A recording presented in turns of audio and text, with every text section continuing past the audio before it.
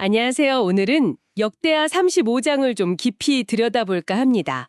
이스라엘 역사상 가장 성대했다고 하는 유월절 축제, 또 그 중심에 있던 요시야 왕의 예상치 못한 마지막 순간까지 다루고 있습니다. 네, 이야기는 요시야 왕이 예루살렘에서 아주 큰 유월절 행사를 준비하는 걸로 시작하는데요. 네, 1절부터 바로 그 내용이죠. 근데 이게 그냥 매년 하던 그런 행사가 아니었어요. 18절을 보니까 사무엘 선지자 시대 이후로는 또 그 어떤 왕도 요시야처럼 유월절을 지킨 적이 없었다. 이렇게 기록되어 있더라고요. 맞아요. 정말 전무후무한 규모였다는 거죠. 그러니까요. 도대체 어떻게 이런 대규모 행사가 가능했을까요? 한번 그 핵심을 파고 들어보죠. 네, 좋습니다. 우선 요시아가 제사장들하고 레위 사람들, 이 사람들을 격려하면서 각자 역할을 딱 정해주더라고요. 2절에 나오죠. 네, 직분을 맡기고 격려하는 장면이 나옵니다. 특히 레위 사람들한테는 아주 중요한 지시를 내리는데 바로 그 성전 안에 언약궤를 제대로 두라는 거예요. 3절이죠. 아, 네. 언약궤, 그게 중요하죠. 더 이상 어깨에 메고 다니지 말고 성전 중심으로 섬김을 회복하라. 이런 의미 같아요. 맞습니다. 다윗과 솔로몬 시대의 규례를 다시 따르라는 그런 강력한 메시지가 담겨 있다고 말하죠. 4절에도 나오고요. 그 언약궤 언급이 참 중요해 보이네요. 네, 정말 중요합니다. 그게 그냥 물건 옮기는 게 아니잖아요. 하나님의 임재, 또 언약의 상징이니까요. 그걸 제자리에 딱 둔다는 건 혼란했던 시기를 이제 정리하고 신앙의 중심을 다시 세우겠다. 이런 강력한 의지의 표현인 거죠. 아, 오랜 혼란기 이후에 다시 제자리를 잡는다는 의미군요. 그렇죠. 그리고 모든 준비 과정이 그냥 되는 대로 한 게 아니라 족속별로, 서열별로 아주 체계적으로 진행됐다는 점도 인상적이에요. 4절, 5절, 10절, 12절 곳곳에 그런 기록이 나오거든요. 네네. 단순한 열정만 있었던 게 아니라 아주 조직적인 개혁이었네요. 맞습니다. 그런 점들이 이 행사의 중요성을 더 보여주죠. 그리고 그 규모가 정말 입이 떡 벌어지는데요. 요시야 왕 개인이 유월절 제물로요. 어린 양이랑 염소를 3만 마리나. 3만 마리요. 와. 네. 그리고 수소는 3천 마리. 이걸 자기 재산에서 내놓은 거예요. 7절에요. 이야, 정말 대단한 헌신이네요. 그리고 다른 지도자들, 방백들이나 제사장, 레위 사람들 우두머리들도 엄청난 양을 기꺼이 내놨다고 하고요. 8절, 9절에. 네, 왕부터 그렇게 솔선수범하니까 백성 전체의 참여를 이끌어내는 아주 강력한 동력이 되었을 거예요. 그렇죠. 이게 단순히 그냥 의식 치르는 걸 넘어서는 의미가 있었겠네요. 그럼요. 국가적인 차원에서 하나님과의 관계를 정말 새롭게 하겠다. 이런 열망이 담겨 있는 거죠. 그리고 재물을 규례대로 잘 준비해서 모든 백성에게 속히 분배했다. 13절에 이런 기록이 있잖아요. 네, 속히 분배했다. 그게 이 거대한 행사가 얼마나 효율적으로 또 질서 있게 착착 진행됐는지를 보여주는 부분입니다. 단순한 축제가 아니라 정말 국가적인 결집이었던 거죠. 와, 정말 대단했네요.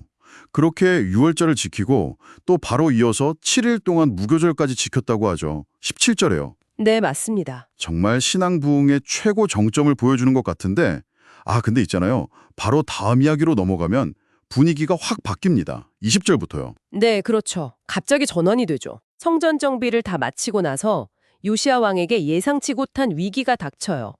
애굽 왕 느고가 유프라테스 강 쪽 그 갈그미스를 치러 올라오니까 요시야가 이걸 막겠다고 나선 거죠. 여기서 참 아이러니한 상황이 펼쳐지죠. 어떤 부분인가요? 애굽 왕 느고가 사신을 보내서 요시야한테 경고를 해요. 21절, 22절에 나오는데요.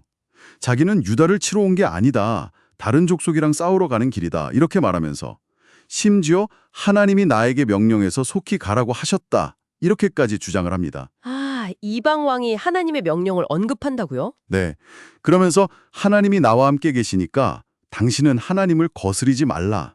이렇게 경고까지 하죠. 와, 정말 의외의 말이네요. 그렇죠. 그런데 더 놀라운 건 성경이 이걸 그냥 느고의 말이 아니라 하나님의 입에서 나온 느고의 말이라고 기록하고 있다는 거예요. 22절에요. 하나님의 입에서 나온 말이라고요? 그런데 요시야는 그 말을 듣지 않아요. 오히려 변장까지 하고 무기또 골짜기에서 싸우려고 하죠. 결국 어떻게 됐나요? 결과는 비극이었습니다. 요시야가 활에 맞아서 중상을 입고 예루살렘으로 옮겨졌지만 결국 거기서 죽음을 맞이합니다. 23절, 24절이죠. 아, 정말 안타깝네요. 그렇게 성대한 유월절을 치른 왕인데 네, 온 유다와 예루살렘 사람들이 슬퍼했고 특히 예레미야 선지자는 그를 위해서 애가를 지었다고 기록되어 있습니다. 24절, 25절이요. 그토록 하나님께 충성했던 왕이 왜 이런 마지막을 맞이했을까요? 정말 궁금해지네요. 바로 그 지점이 우리에게 많은 질문을 던지는 것 같아요. 왜 요시야는 그 경고를 듣지 않았을까? 그것도 성경이 하나님의 말씀이라고까지 표현한 그 말을 말이죠. 혹시 정치적인 계산이나 자존심 같은 게 있었을까요? 그럴 수도 있겠네요. 아니면 영적으로 분별을 못한 걸 수도 있고요. 네, 여러 가능성을 생각해 볼 수 있는데 본문이 명확하게 답을 주지는 않아요. 그래서 더 깊게 생각하게 만들죠. 아무리 경건한 지도자라고 해도 판단의 어려움이나 어떤 인간적인 한계에 부딪힐 수 있다는 걸 보여주는 것 같기도 하고요.